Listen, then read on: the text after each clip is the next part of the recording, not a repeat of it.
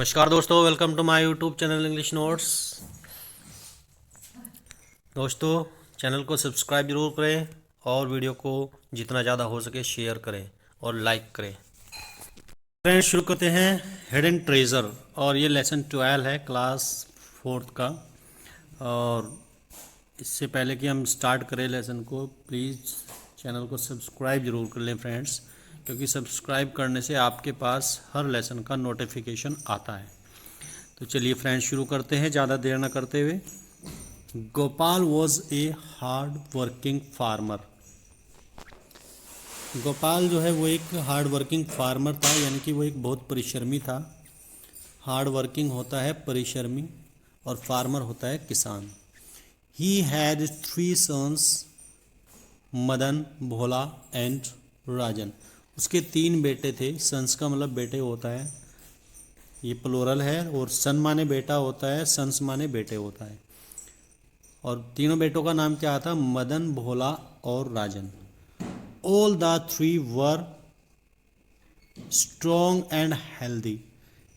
तीनों के तीनों बहुत ही ज़्यादा मजबूत थे और स्वस्थ थे। But they did not want to do farming. लेकिन वो किसानी करना नहीं चाहते थे, मतलब वो खेती नहीं करना चाहते थे।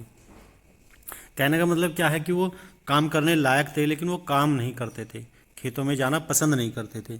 Gopal was very sad. Gopal बहुत दुखी था। सैड का मतलब होता है दुखी।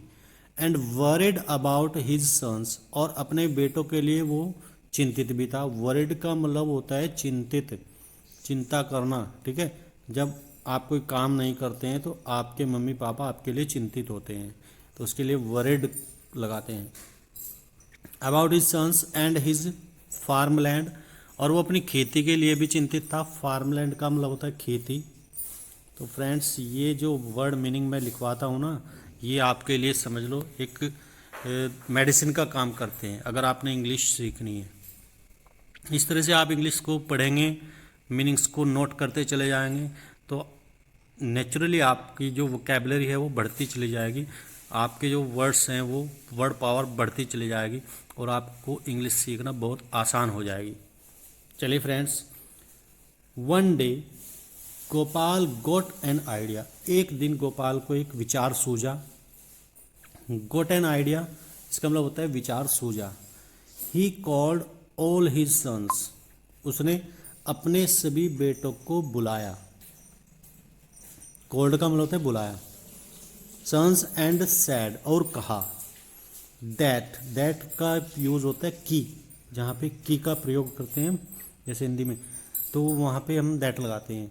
That a treasure was hidden in his farm.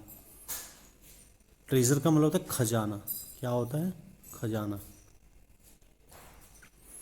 उसने बताया कि उसके खेतों में एक खजाना छिपा हुआ है। फार्म का मतलब होता है खेत। And they had to search the treasure and divide it among themselves. और उन्हें उस खजाने को ढूंढना है और आपस में बांट लेना है। दैम सेल्वेज का मतलब होता है आपस में, यानी कि उन्होंने आपस में बांट लेना है। The 3 sons were very happy. तीनों बेटे बहुत ही खुश थे, क्योंकि अब उन्हें खजाने का पता चल गया था। खजाने का पता चलते ही तो उनकी जो है खुशी का ठिकाना नहीं रहा, क्योंकि वो तो चाहते ऐसे थे कि कोई फ्री का हमें खजाना मिल जाए, भैया फ्री की चीज़ हमें प्राप्त हो जाए। तो वो बड़े खुश हुए ये सोच करके कि भैया हमारे जो है हमें खजाना मिलने वाला है, पिताजी ने हमें बता दिया कि खजाना है।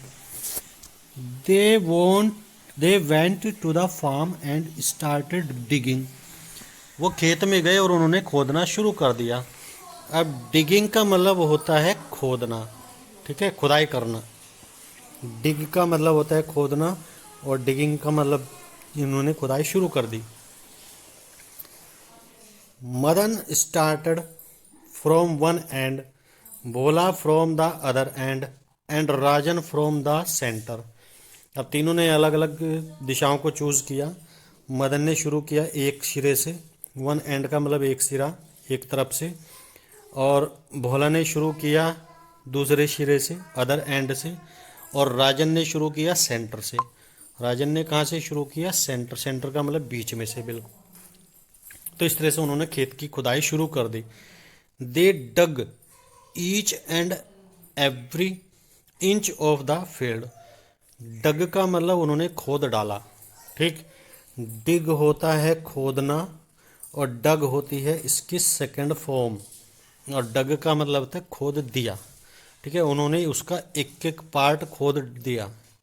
Every inch of the field मतलब उसमें से कुछ नहीं छोड़ा, पूरा का पूरा खेत उन्होंने खोद डाला। But they could not find anything, लेकिन उन्हें कुछ भी नहीं मिला, वो उसमें से कुछ ढूंढ ही नहीं पाए। तो ये तो उनके लिए और भी बड़ी बात हो गई कि यार ये तो हमने मेहनत भी कर दी है और हमें कुछ मिला भी नहीं है। एनीथिंग का मतलब कुछ, और कुड नॉट फाइंड का मतलब नहीं मिल पाया, मतलब उन्होंने पूरा खेत खोद डाला तब भी उन्हें कुछ नहीं मिल पाया। Gopal said to his sons, Gopal ने अपने बेटों से कहा, डियर सन्स, प्यारे बेटो, you have tilled the whole field, तुमने पूरे खेत को जोत दिया है। टिल्ड का मतलब होता है जोतना, ठीक है। टिल टिल माने होता है जोतना, और ये टिल्ड यहाँ पर है इसकी सेकंड फॉर्म, यानी कि पूरे फील्ड को जोत दिया है, पूरे फील्ड को जो है आपने खोद डाला है, अब ये बीज बोने के लायक हो गया है। इसका कहने का मतलब ये है।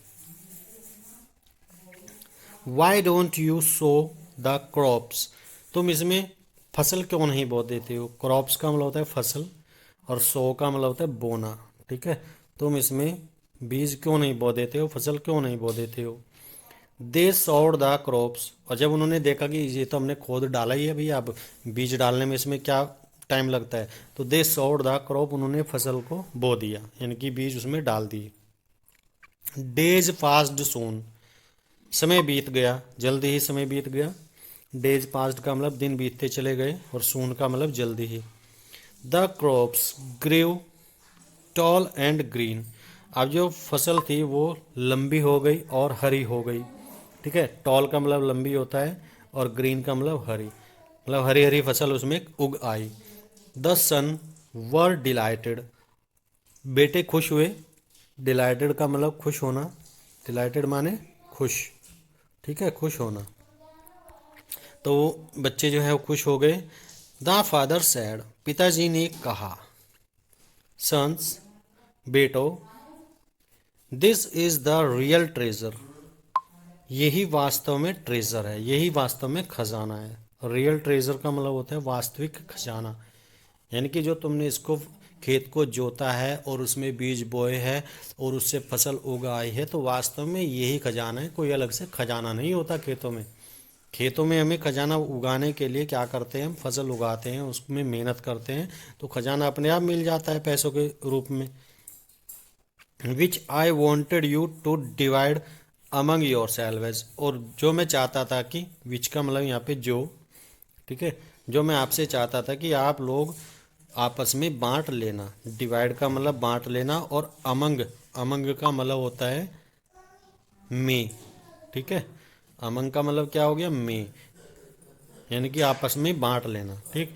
अमंग कहाँ पे यूज़ करते हैं, जहाँ पे ज़्यादा लोग होते हैं, ठीक है। अगर कम लोग हैं तो कम लोग का बिटवीन, यानी कि दो लोगों के लिए बिटवीन आता है, और ज़्यादा के लिए, क्योंकि वो तीन लोग थे तो तीन दो से ज़्यादा हो गए, तो ज़्यादा के लिए अमंग, और अमंग का मतलब में, ठीक है फ्रेंड्स। तो ये चैप्टर यहाँ पर ख़त्म हो जाता है फ्रेंड्स। बहुत ही इंटरेस्टिंग चैप्टर है, इसमें बताया गया है कि बिना मेहनत के कुछ नहीं मिलता है। आप परिश्रम करें, मेहनत करें, इसलिए मैं बच्चों कहता हूँ आप लोग भी मेहनत करेंगे तो आपको इंग्लिश जल्दी आ जाएगी। आप हर एक चैप्टर को, हर एक लाइन को, हर एक वर्ड मीनिंग को ध्यान से सुने, उसको मीनिंग को नोट करें और पूरी लाइन का अर्थ निकालने की कोशिश करें। इस प्रकार से रियल ट्रेजर आपको भी मिल जाएगा। चलिए फ्रेंड्स, अब चलते हैं क्वेश्चन आंसर्स की ओर। तो पहला क्वेश्चन इसमें है फ्रेंड्स, यहाँ पर देख लीजिए आप, how many sons did the farmer have, यानी कि किसान के कितने बेटे थे। तो यहाँ से इसको आंसर आ जाएगा, द फार्मर हैव की जगह लगा देंगे हैड।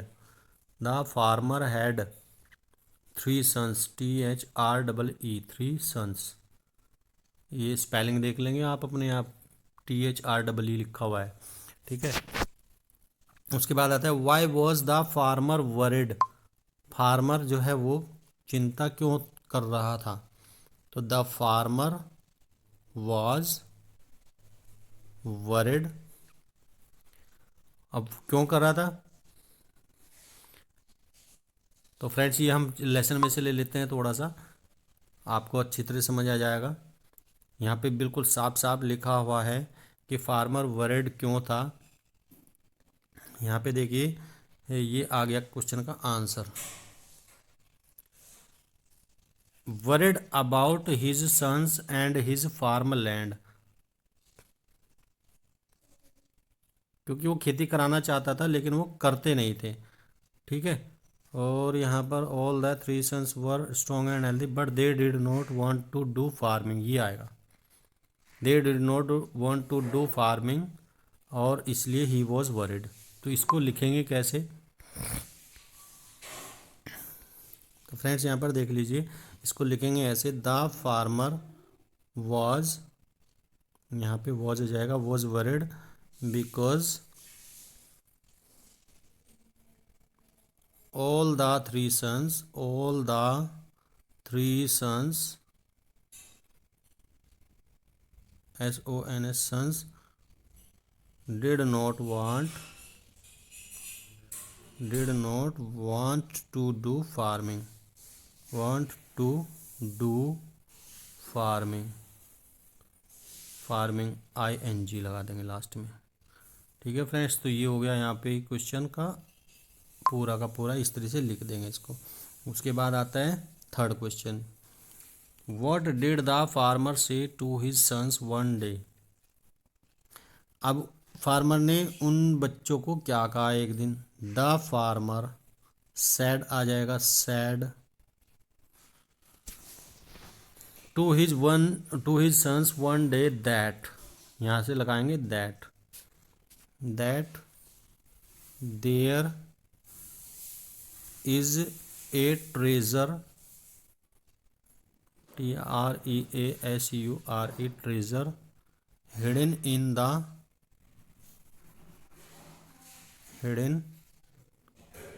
the farm।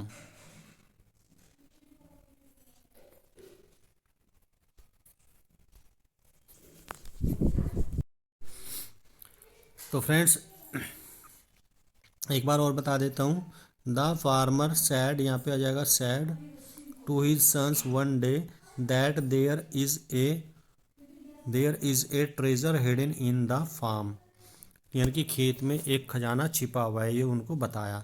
तो what did the farmer mean by the hidden treasure, अब यहाँ पे हमें बताना पड़ेगा, द फार्मर मीट हो जाएगा, यहाँ पे टी लगा देंगे, बाय हटा देंगे, meet by the hidden treasure, mean का मीट हो जाएगा, बाय भी लगाएंगे, meet by the hidden treasure that in the farm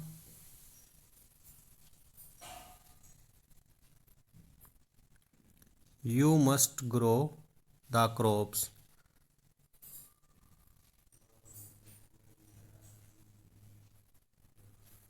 you must grow the crop।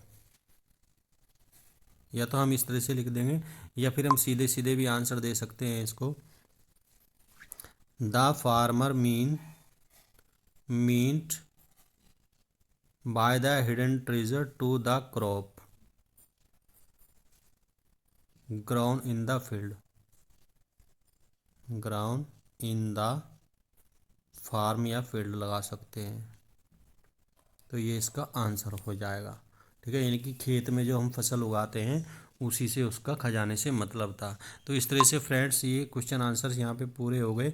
अब आते हैं बुक वर्क की बारी। बुक वर्क में क्या लिखा हुआ है फ्रेंड्स देख लीजिए, the gardener the flower bed, क्या आ जाएगा, टिल्ड, यहाँ पे आएगा टिल्ड, नंबर 1 पे ये आ जाएगा। There was a hidden treasure, second वाला आएगा।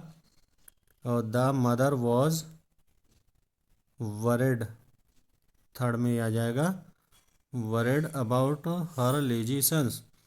The little girls were delighted, fourth पे आ जाएगा delighted to see the doll. तो ये फिलअप भी पूरे हो गए हैं फ्रेंड्स। अब यहाँ पे आ जाए, एक सर्कल सा बना हुआ है, इसमें कुछ क्वेश्चन वर्ड लिखे हुए हैं, वर्ल्ड बैंक इस पे लिखा हुआ है, ये वाला सर्कल है। तो इसमें से चूज करके यहाँ पे भरना है। Is your best friend, who आएगा हु, ये लगाएंगे यहाँ पे हु। उसके बाद आता है डू यू लिव वेयर, कहाँ पर रहते हो, नंबर 2 पे ये, नंबर 1 पे ये। फिर नंबर सी है इज़ योर बर्थडे, व्हेन, कब, कब के लिए हम ये वाला यूज़ करेंगे फ्रेंड्स, इनको वैसे भी याद कर लें आप, व्हेन का मतलब कब होता है। फिर है fourth, do you want to eat for lunch, what कहाँ पे है, ये रहा व्हाट, ये 4 पे आएगा, what do you want to eat for lunch. फिर है E, are you crying, why ये 5th में आएगा, वाई आर यू क्राइंग। तो फ्रेंड्स ये यहाँ पर लेसन ख़त्म हो जाता है। इसमें छोटी सी एक एक्टिविटी दी हुई है, ये एक्टिविटी आप कर सकते हैं। Visit a field and make a list of the things that you see there, खेत में जाओ और वहाँ पे जो जो चीज़ें तुम्हें दिखाई देती है उसकी लिस्ट बनाएं। ये पूरा का पूरा लेसन कंप्लीट करा दिया है मैंने फ्रेंड्स। तो प्लीज़ चैनल को सब्सक्राइब जरूर करें और लेसन को अच्छे से पढ़ें। ठीक है, थोड़ा सा समय ज़रूर लगता है लेकिन आपके लेसन क्लियर हो जाएगा, चैप्टर क्लियर हो जाएगा बिल्कुल। अगर अच्छे बच्चे हो, पढ़ना चाहते हो तो वास्तव में थोड़ी सी मेहनत करें, आपके चैप्टर बिल्कुल क्लियर हो जाएगा। और जो कुछ समझ नहीं आता है तो वो आप पूछ सकते हैं कमेंट बॉक्स में। Thank you very much.